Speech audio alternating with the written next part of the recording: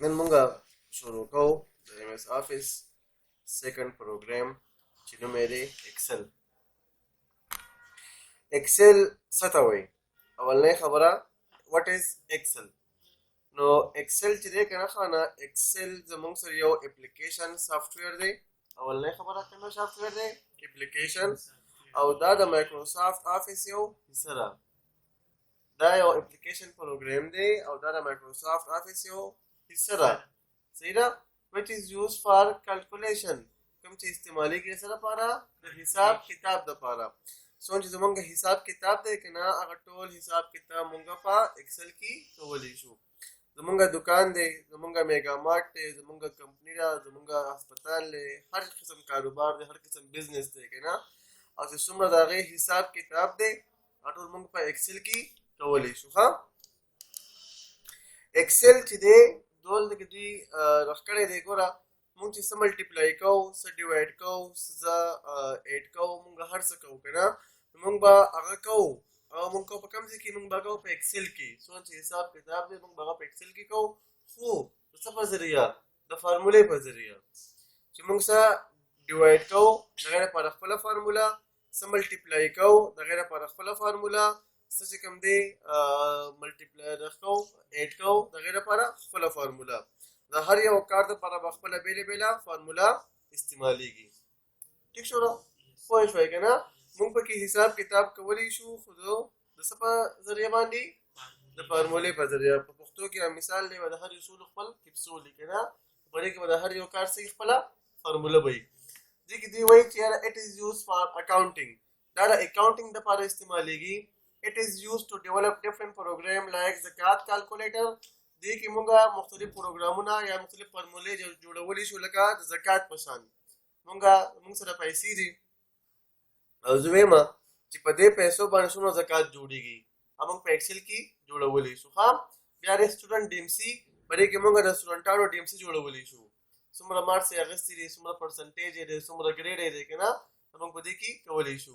کریډټ ډیبټ پروګرام، نقد او قرض چې کوم سیستم دی که نه، موږ په دې کې کولی شو. سپر سټور پروګرام، په دې کې موږ د خپل دکان دپاره فارموله لیکلی شو.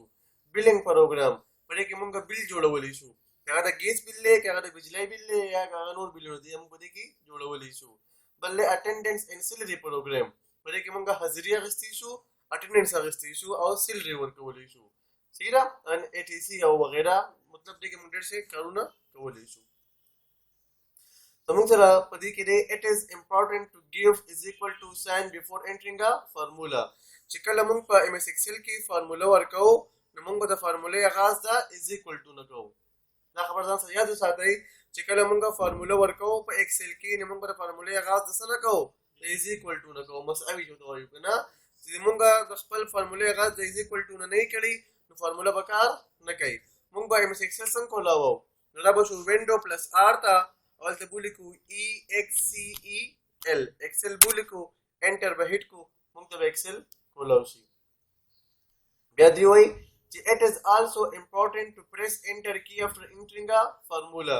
چې کله موږ فارموله ولیکو، نو موږ به د فارمولې نه بعد بیا انټر کی پریس کوو.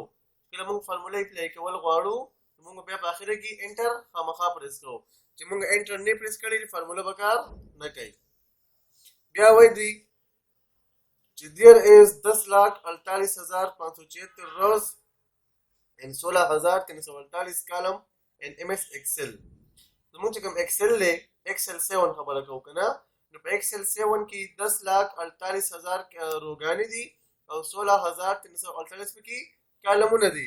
دا ګورئ ښه، دا زمونږ سره تاسو ښکاري که نه، دا چې کوم موږ ته مکمل دا ښکاري وینډو، دې ته موږ بک وایو.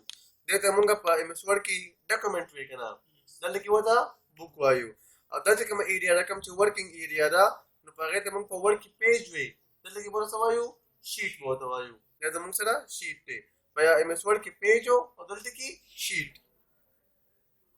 دی نه بعد دا ګورئ، دا زموږ سره دا شیټ چې کوم دی، شیټ جوړ دی د کالمونو نه او د روګانو نه. تاسو سره اے بي سی ښکاري که نه، دا زموږ سره کالمونه دي. 1 2 3 د ښکاري، دا سره روګانې دي. ښه، بل زموږ سره دی order of cell is equal to column by rows.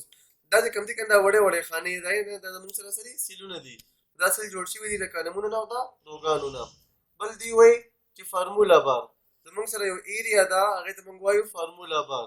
فارمولا بار is that place where formula can be entered and edit. فارمولا بار هغه ځای دی چې په کوم کې موږ فارمولا انټر کولی شو او موږ پکې فارمولا ایډیټ کولی شو. ګورئ ورته یې اولنی دا یې کنه دا کوم ځای چې ګورئ دی خو ګورئ څه راغلی زموږ سره فارمولا بار. دا فارمولا بار چې کلیک کړې که نه اوس تو چې کوم دی زه په دې سیل کې ولاړ یم که ما دا سیل چوز کړی دی دلته کې راړم او څه لیکل کوم نو هغه لیکل به کوم ځای کېږي په سیل کې به کېږي. صحیح ده. نو فارمولا بار هغه ځای دی چې کوم نه موږ خپل سیل څه کولی شو کنټرول کولی شو. ښه بس دې کې زموږ سره دوی بله ایریا وایي چې نیم باکس. نیم باکس شو ایډرس آف ا سیل. نیم باکس موږ ته د سیل ایډرس ښایي یا په کوم سیل کې ولاړ دی.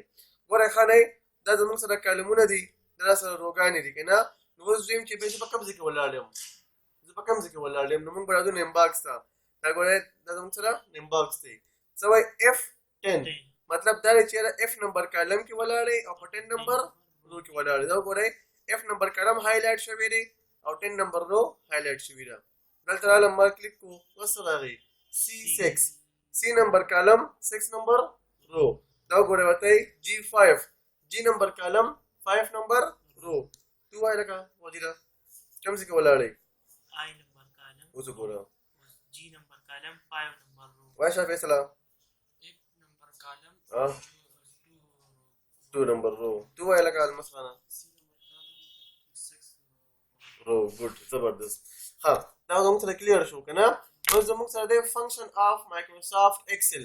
موږ د دې فنکشنز کوو فارمولاز چې کوم دي که نه بیسک فنکشنز دي چې موږ دا بیسک فنکشن زده کړو بیا موږ په دې باندې فارمولې ځانه جوړولی شو. ښه زموږ سره په دې کې ټول نه اولنی فنکشن دی سم. سم سره لپاره استعمالیږي it is used to add a multiple numbers. د سم په ذریعه باندې چې کوم دی موږ ملټیپلز نمبرې جمع کولی شو. ښه سم چې کوم فارمولا ده نو د سم په ذریعه باندې موږ څه کولی شو ملټیپل نمبرې جمع کولی شو. ګورئ په اگزامپل دا نمبرې ما راواخیستې